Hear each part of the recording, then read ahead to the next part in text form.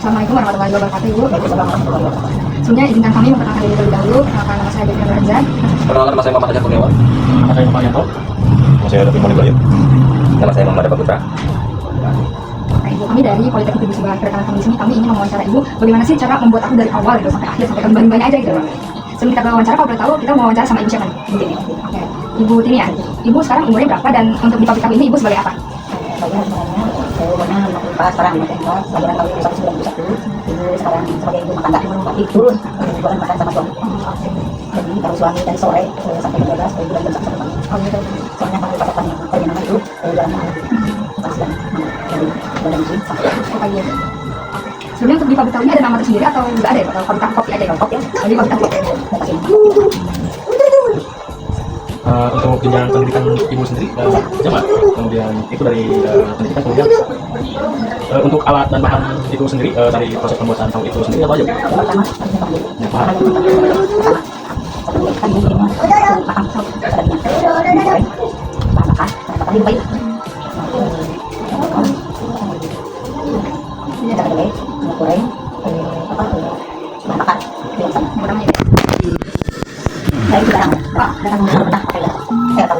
Kalau ada yang pesanan gede itu tahunya pesannya tahu yang mentah itu bikin khusus dari bang cuma jualnya yang mentah.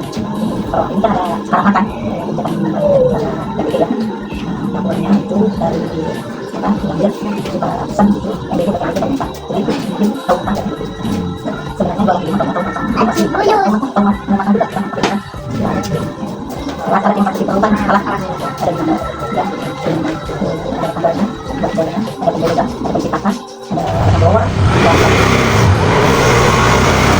Mungkin untuk proses itu dari mulai apa aja? Tahapan-tahapan untuk pertama pembuatan kita tahu. memilih kaca kedelai yang bagus kata-kata yang bagus kata yang bagus kita rendam selama 3 jam udah dilanjut biarnya udah dibaca kita harus cuci yang bersih udah dicuci yang bersih dan kita masukkan ke penggilingan keluar aci kan acinya yang keluar udah aci itu langsung direbus sebelum bodohnya dan sebelum direbus udah direbus langsung disaring kan disaring itu ada aci yang keluar ada ampasnya ya. Kalau acinya bikin buat tahu kalau ampasnya nanti dipakai buat oncom ada yang beli itu khusus bikin oncom yang belinya orang Jawa namanya oncom Jawa ya buat oncom ampasnya udah ada yang bikinnya seperti ini acinya dibikin tahu udah dicetak ya udah dicetak udah keras langsung digaris itu tergantung garisannya kalau ibu yang jual itu ada 2 jenis ya ada yang berbentuk segi 4 ada yang berbentuk segi 3 kalau di sini di pasar namanya pasar yang segi 3 ada juga yang kotak itu ada 2 macam dan dari situ dari langsung dikasih garam digoreng harus di yang tadi itu kan kayak pakai kunci gitu ya langsung nanti sore pasarkan sore di pasarkan pada maghrib kan ini pasarnya pertama kalau siang kan sepi pada maghrib kita pasarkan ke pasar terminal masalah harga kan beda-beda harga ibu menjualnya harga kambingnya berbeda-beda ada harga kambing berbeda ada harga yang 300 ada yang 35 350 ada yang 400 ada yang 500 jualnya berbeda kebanyakan itu yang berbeda kalau yang jualan pasar masuk tadi apa di pakai plastik 10 biji gitu kan dan buat kalau yang bikinnya kayak yang bikin demo yang jualan di sekolah atau taekwondo jadi enggak harus 10 biji jadi sekalian gitu kan langsung mau bilang berapa gitu dan langsung itu aja dari 10 kalau tukang sayur kebanyakan kan udah dipastikan ya dan caranya dari bahan dari cara alatnya gitu. Kalau untuk kendala apa saja? Ya kendalanya ada pasti ada yang kendala kami mau kadang-kadang rusak gitu kan harus dibenerin kalau nggak bisa pakai banyak ya dari bengkel orang minimal nggak bisa dibenerin ya sudah bisa harus bener-bener semua juga pasti kendalanya dari papel kita kan bikin goreng tahu matang itu kan pakai papel itu kadang-kadang bolong ya papel harus diganti sama itu ganti soalnya kan papel itu nggak harus kayak masak di koper gitu nggak bisa harus pakai semen gitu harus pakai tukang jadi kita itu harus ribut soalnya dibongkar papel kan katanya papel kecil kan nanti lihat ya papel saya itu tunjukin di papel itu besar gede jadi nggak kayak kita goreng kalau kita pakai koper. Assalamualaikum warahmatullahi wabarakatuh. Waalaikumsalam warahmatullahi wabarakatuh. Perkenalkan, nama saya Muhammad Ajat Kurniawan dari TRMB. Mau mewawancara warga di Koptim mengenai dampak limbah sekitar. Baik Bapak, ini dengan Bapak siapa? Bapak Agnan Setiana, umur 36 tahun. Baik, mungkin sekian perkenalannya. Langsung ke pertanyaannya. Yang pertama itu Pak, Apakah Bapak pernah merasakan dampak dari limbah tahu di lingkungan ini seperti bau pencemaran air atau kesehatan? Iya, saya sering mencium bau kurang sedap terutama saat musim panas. Kadang air selokan juga terlihat keruh dan menimbulkan lumut. Oke, untuk pertanyaan selanjutnya, bagaimana kondisi lingkungan di sekitar wilayah produksi tahu ini menurut Bapak? Ya, kalau produksi di lingkungan tahu secara umum lingkungannya masih cukup bersih, tapi area dekat selokan limbah perlu perhatian. Kalau pas produksi besar, baunya lebih terasa ke bagian kampung. Baik seperti itu. Baik, untuk pertanyaan selanjutnya ya Pak. Apakah selokan khusus limbah ini memengaruhi aktivitas sehari-hari warga? Kalau mempengaruhi sedikit banyak berpengaruh, terutama saat lewat di dekat selokan. Kalau lagi bau menyengat jadi kurang nyaman, tapi untuk aktivitas besar seperti mandi dan mencuci tidak terlalu mengganggu karena sebagian warga pakai air sumur dan atau PDAM. Oh, baik. Untuk pertanyaan selanjutnya itu Pak, bagaimana hubungan warga dengan pengusaha tahu di sini? Kalau hubungan dengan pengusaha tahu, alhamdulillah hubungannya cukup baik. Pengusahanya ramah dan sering ikut kegiatan lingkungan. Hanya saja masalah limbah ini memang perlu dibicarakan bersama. Untuk pertanyaan terakhir mungkin ya Pak, menurut Bapak apa yang bisa dilakukan agar kondisi selokan tetap aman dan tidak mengganggu warga? Kalau kondisi buat selokan untuk aman, mungkin pengusaha bisa membuat penyaringan limbah sebelum dibuang ke selokan. Warga juga bisa ikut kerja bakti membersihkan tanggul. Yang penting ada komunikasi antara warga dan pengusaha agar solusi bisa dibicarakan bersama. Oke, mungkin cukup sekian ya Pak pertanyaan dari wawancara saya dan kelompok saya. Terima kasih Pak atas jawabannya yang sangat-sangat memuaskan. Wassalamualaikum.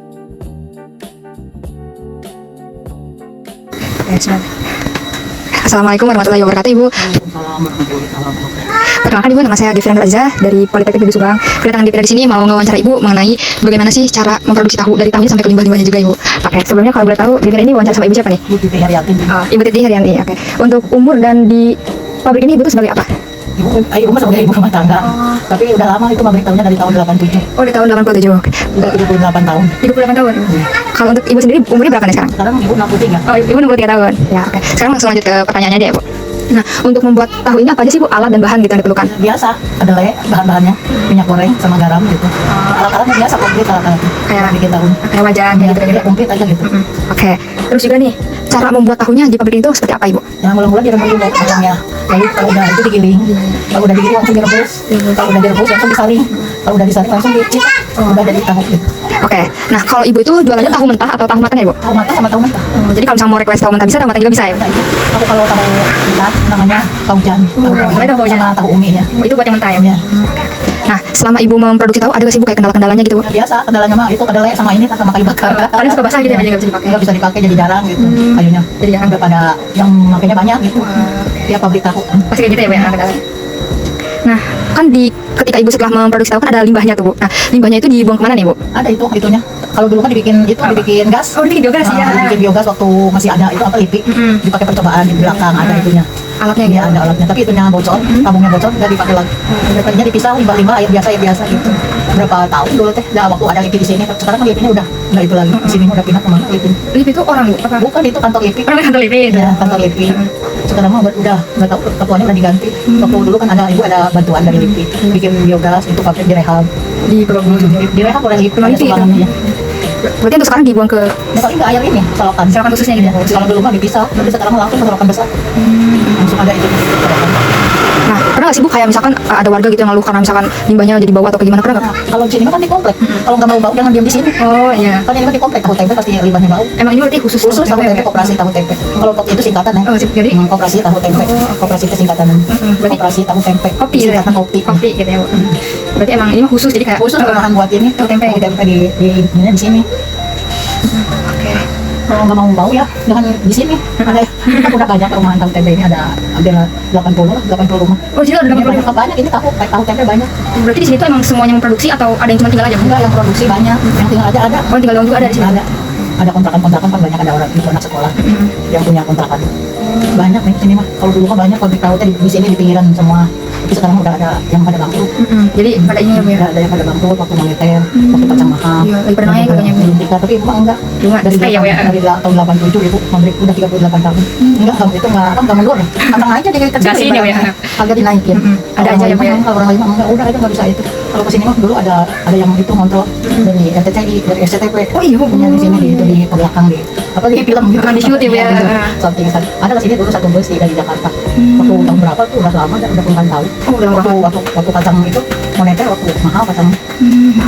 Udah lama ibu sekarang ibunya udah pensiun. Jadi itu kan tuh anak sekarang Oh, dikelolanya. oh anak ibu yang ngelolanya itu. Dia sekarang ibunya udah pensiun, nggak jualan ke pasar lagi tuh anak.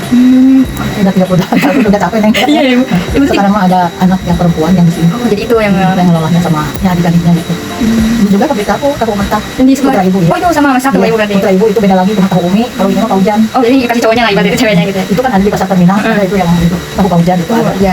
Juga ada juga di TikTok. Oh itu ada Bu, nanti mau lihat. Terus itu kan di apa di Google ada kan tahu Bapak Hafid, pabrik tahu Pak Hafid. Oh itu namanya pabrik tahu Pak Hafid. Iya. Dan udah lama sih bapaknya udah meninggal. Udah 4 tahun baru meninggal. Sekarang ditolak kok anak. Jadi ibu nggak ke pasar karena pensiun. Karena ibu istirahat gitu ya. Udah lama udah 38 tahun udah tua nih. Umur juga udah 63. Iya, emang istirahat aja ya Bu ya sekarang mah gitu. Oke. Ibu makasih banyak Ibu cukup sekian. Iya. Terima kasih banyak Ibu. Assalamualaikum warahmatullahi wabarakatuh. Ibu, perkenalkan nama saya Gevira Nur Aziza dari Politeknik Negeri Subang. Nah, kedatangan Gevira di sini, Gevira mau ngewawancara Ibu gitu sebagai warga Kopti. Bagaimana sih pandangan Ibu gitu terhadap limbah tahu yang ada di sini? Sebenarnya kalau boleh tahu, Gevira ini mau wawancara sama Ibu siapa? Yanti, Oke, Ibu Yanti. Ibu umurnya berapa? 46. Oke. Sekarang kita langsung ke wawancaranya Ibu. Ke wawancaranya aja ya Bu. Ibu pernah nggak sih kayak ngerasain dampak limbah tahunya? Iya, pernah. Kadang suka ada bau kurang enak kalau yang produksinya banyak. Tapi sebenarnya udah kita arahkan semua ke selokan khusus biar nggak nyampur ke saluran umum. Oke.